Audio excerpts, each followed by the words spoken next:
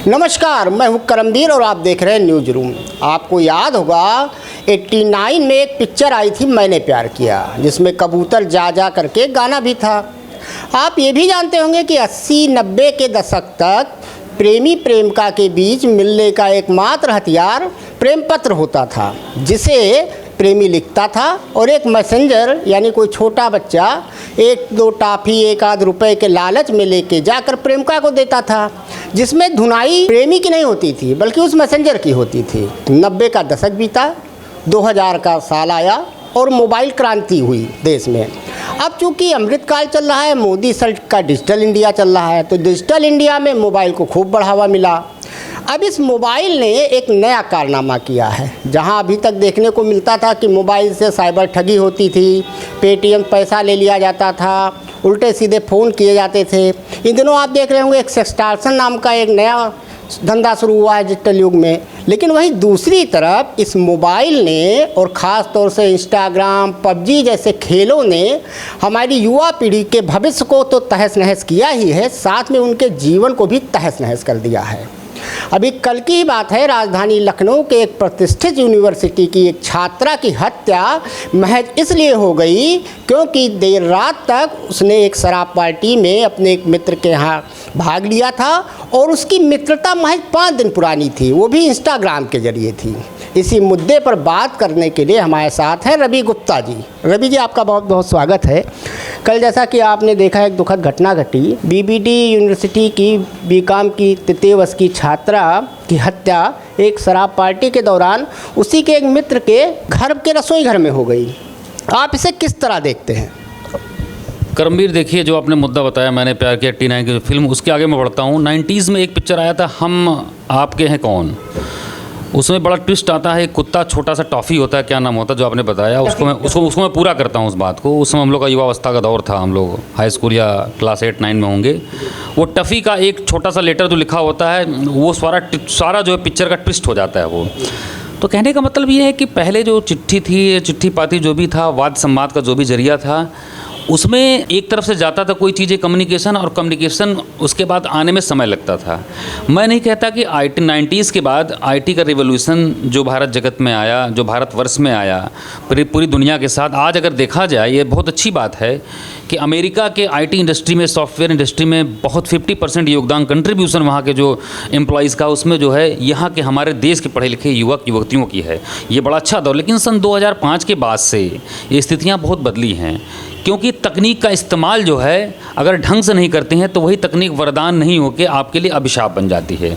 वजह यह है कि इस तकनीक, इस IT, इस सोशल वेबसाइट पर किसी प्रकार का चेक एंड बैलेंस नहीं है। ऐसे में अगर आप देखा जाए तो बीते 1 से 1.5 दशक से हम लोग पत्रकारिता से जुड़े हुए, विभिन्न माध्यमों से जुड़े हुए हैं हम लोग।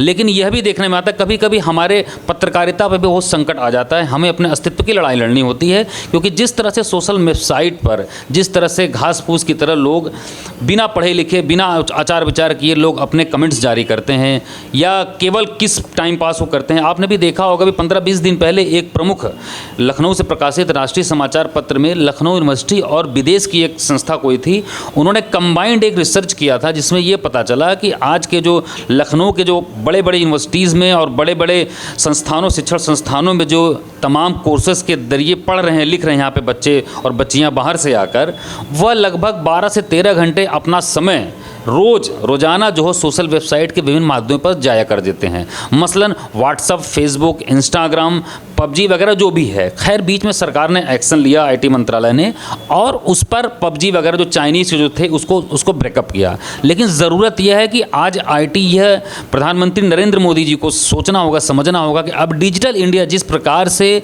अब वह पहले समाज में था, पहले कार्यालयों में था, पहले सिस्टम में था, अब वह लोगों के घरे और जनजीवन को घर घर में वो पहुँच गया है, लोगों के लाइफ का एक अंग बन गया है। खाना पीना सोना, उस हवा पानी के साथ साथ अब मोबाइल बहुत ज़रूरी चीज़ हो गई है आदमी के लिए, क्योंकि वह त्वरित प्रतिक्रिया करता है। ऐसे में आदमी की जो मानव को जो संवेदना है, जो एक्सपर्ट बताते हैं हमको, साइबर एक्सपर्ट या मेडिकल एक्सपर्ट बताते हैं, या सोशल जो फिनोमेना में काम करते हैं, सामाजिक विज्ञान करता जो जानकार होते हैं सोशल साइंस के, वो भी ये बता रहे हैं कि नहीं, जिस तरह से त्वरित प्रतिक्रिया देने का जो चलन शुरू हुआ है, ऐसे में आदमी अपनी संवेदनशीलता या अपने आचार विचार का वो प्रयोग नहीं करता। जैसे आपने बताया कि इंस्टाग्राम पे उस लड़की की पढ़ी लिखी, अच्छी खासी यूनिवर्सिटी से पढ़ रही थी, अच्छे खासे बैकग्राउंड से थी, और इंस्टाग्राम पे अचानक 5 दिन में ही सारा खेल हो गया।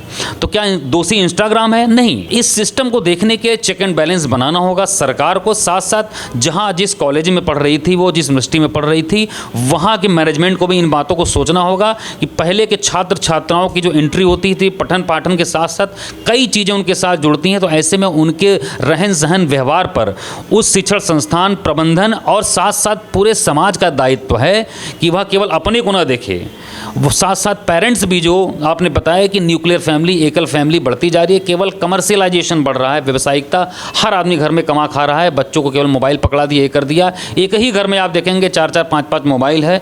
हालांकि इससे हम लोग भी कहीं ना कहीं पीड़ित होंगे, हमारे घर में भी ऐसा कुछ होता रहता है, हमारे भी 2 बच्चे हैं, कभी कभार ऐसी चीज़ें हम लोग टोकते हैं, रोकते हैं, लेकिन अब ये चीज़ें क्योंकि आपने बताया कि यह सीधे छात्र छात्राओं के जीवन पर संकट बन गया है, तो ऐसे में इस पर समाज को, साथ साथ सिस्टम को, सरकारी तंत्र को, सबको मिलजुल के, और इसके साथ साथ मुझे लग रहा है उत्तर प्रदेश की योगी सरकार को भी, आप ये सोचिए कि इतना बड़ा डिजिटल इंडिया है, लेकिन अभी तक आईटी मिनिस्ट्री सही तौर पर केवल राज्य मंत्री कोई एक पश्चिम के विधायक हैं उनके जिम्मे है। आईटी मिनिस्ट्री रोज नई नई योजनाओं का बटन योगी जी दबा रहे हैं, मोदी जी दबा रहे हैं, लेकिन इसका आम जनजीवन पर, आम सिस्टम पर क्या असर पड़ रहा है, इस चीज़ को भी गौर करना होगा। नहीं तो इस तरह के हादसे ऐसे ही होते रहेंगे, जो सारे सिस्टम के लिए बहुत सोचनीय विषय होगा। अभी शायद आपको याद हो, पिछले दिनों ही उत्तर प्रदेश के पुलिस महकमे ने अपने कर्मचारियों के लिए एक आदेश जारी किया था, जिसमें एक कहा गया था कि पुलिसकर्मी अपना टिकटॉक, कोई भी वीडियो सोशल मीडिया पे शेयर ना करें। अब हालात जब ऐसे हैं कि पुलिस महकमा अपने ही कर्मचारियों से परेशान है, तो पुलिस महकमे का साइबर सेल इसमें क्या कर पाएगा। दूसरी एक वजह है, आपको शायद याद हो, पिछले साल रक्षा मंत्रालय के एक वरिष्ठ अधिकारी जो कि लखनऊ में ही रहते हैं, उनके लड़के ने अपनी माता की हत्या सिर्फ इसलिए कर दी थी कि उन्होंने मोबाइल देने से मना कर दिया था।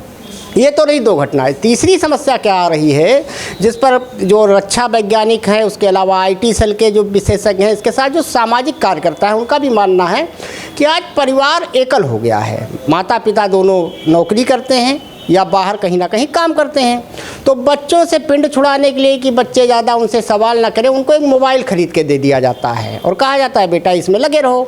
आज हालात ये हो गए कि एक ही घर में 5 सदस्य अगर हैं तो 5 कोनों में मोबाइल लेकर जुटे रहते हैं और अपने ही परिवार में एक दूसरे को गुड मॉर्निंग और गुड नाइट कहते हैं। ऐसे में सबसे बड़ा मुद्दा ये है, जैसा कि रवि जी ने भी कहा कि हमारे यहाँ आईटी विभाग के जो राज्य मंत्री हैं पश्चिम से आते हैं और ख़ुद ये महकमा कैबिनेट के तौर पर मुख्यमंत्री योगी आदित्यनाथ के पास है। अब सोचने वाली बात यहाँ ये भी है कि जो सोशल मीडिया है, चाहे वो इंस्टाग्राम हो, फेसबुक हो, ट्विटर, एक्स हो, इसके जो मित्र बनते हैं वो उस इत्र की तरह होते हैं जो सस्ते में 100 रुपये में 3 मिल जाता है, सस्ते का माल रस्ते में वाला। मित्र जो बनते हैं इत्र की तरह आते हैं जीवन में, ये आपके जीवन को तहस नहस करते हैं और उसके बाद उसका परिणाम कभी हत्या के रूप में, कभी खुदकुशी के रूप में, तो कभी छात्र छात्राएं होती हैं वो मेंटली डिस्टर्ब हो जाती हैं या उनके साथ धन उगाही होने लगती है। रवि जी, आपको क्या लगता है कि इस समस्या का समाधान सरकारी तौर पे तो जो होगा वो होगा, वो तो कोई एक शासनादेश जारी होगा, कुछ दिन उस पर काम होगा, उसके बाद वो फिर ठाए ठाए फिस हो जाएगा। इसमें परिवार के लोग की क्या अहम भूमिका है? देखिए, जहाँ तक बच्चों की बात है, बच्चे हमारे देश का भविष्य हैं। हम लोग की उम्र का एक पायदान हम लोग पार कर चुके हैं, 2-3 पायदान। भविष्य देश का, राष्ट्र का, युवा शक्ति बहुत बड़ी युवा शक्ति है, ह्यूमन रिसोर्स बहुत बड़ा हमारे उत्तर प्रदेश के साथ पूरे देश के पास बहुत बड़ी है, मानवीय संपदा है। इसको एक सही रास्ते, सही गाइडलाइन पे ले जाना है। ऐसे में हमारे सिस्टम का जिम्मेदारी बनती है, हमारे परिवार के साथ साथ सरकारी तंत्र और तमाम नागरिक संगठन भी। मुझे ऐसा लगता है एक व्यवहारिक तौर पे ये भी बहुत बात की चीज़ हो सकती है, लेकिन ऐसा कोई समस्या नहीं जिससे लड़ा ना जा सके। और यह क्योंकि बताया कि अब यह जनजीवन हर खासो आम की समस्या बन चुकी है। तमाम घरों में इस तरह के आपको सुनने को मिलेगा, इस तरह की घटनाएँ कि पापा मम्मी ने किसी को डांट दिया तो वो जाके छत से खड़ा हो गया, कूदने लगा। अभी गाज़ियाबाद में एक एसीपी थे स्वतंत्र सिंह, वो रक्षाबंधन के पहले एक लड़की को किसी ने, उनके पिताजी ने डांट दिया तो वो जाके वो खड़ी हो गई, कूदने लगी। तो एसीपी ने अपनी पूरी टीम के साथ उसको इनोवेट किया, जागरूक किया, उसको अपनी संरक्षा में लिया, सुरक्षा में लिया। तो इस तरह से मुझे लग रहा है कि ये अब कंबाइंड एफर्ट करना होगा। ऐसे में हमारे फिल्मी दुनिया को भी, जो फिल्म के प्रोड्यूसर्स हैं, आपने देखा कि फिल्मों के जो है निर्देशन के लिए, फिल्मों के लिए सरकार बहुत बड़ी सब्सिडी देती है। उनको सब्सिडी दे, ऐसे प्रोड्यूसर्स को, ऐसे प्रोडक्शन कंपनी को, ऐसे बहुत लोग हैं, ऐसे लेखकों को याद करे कि कोई समाज में जो संवेदनशीलता है वह कहीं ना कहीं ख़त्म होती जा रही है, और इसके साथ साथ सहनशीलता है। क्योंकि जो कहा जाता है कि मनुष्य और जानवर में केवल एक चीज़ का अंतर है, मनुष्य के पास भी बुद्धि होती है, मनुष्य और जानवर में दोनों में बुद्धि समान होता है, लेकिन कहा जाता है मनुष्य के पास उस बुद्धि को कैसा प्रयोग करना, उसके बाद एक चीज़ जो होती है वह विवेक होता है।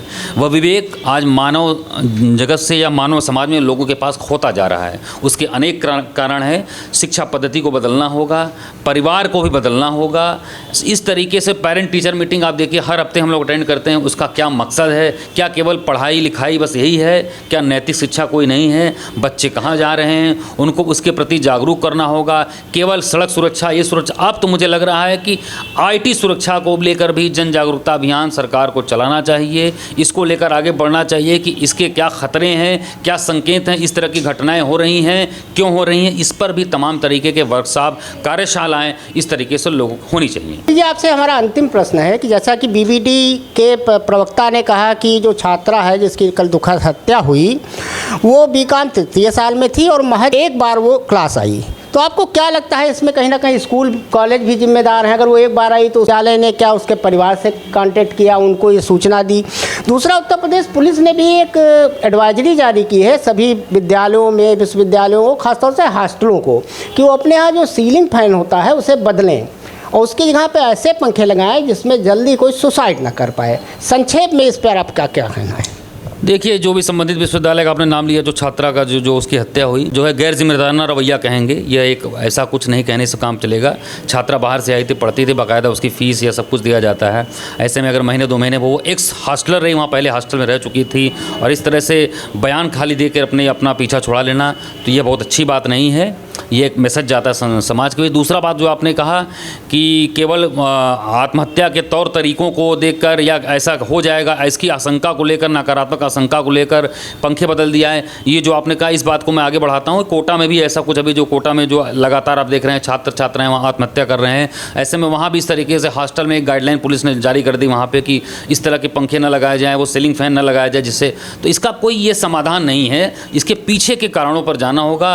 कारण वही है, नैतिक मूल्यों का ह्रास हो रहा है समाज से, और IT जागरूकता को लेकर जिस प्रकार से लोग उसमें भरे जा रहे हैं, जो लोग जा रहे हैं, सारे नागरिक संगठन को, समाज को, परिवार को, सबको एक साथ मिलकर इसके लिए IT जो रिवोल्यूशन है और IT के लिए जो चेक एंड बैलेंस है सोशल वेबसाइट पर, जो असीमित जो इस पे है, इस पे ब्रेक लगाना होगा। एक चेक एंड बैलेंस की इंस्टीट्यूशन व्यवस्था करनी होगी, और साथ साथ अब ये देखना होगा कि साइबर क्राइम केवल आर्थिक अपराध नहीं रह गया, एक तरह से सामाजिक अपराध अब ये एक तरीके से लोगों के सीधे जान माल पर अटैक कर रहा है। तो ऐसे में इन चीज़ों पर बहुत गहराई के साथ सोचना होगा, तभी इस तरह से इस समस्या का समाधान निकल सकता है।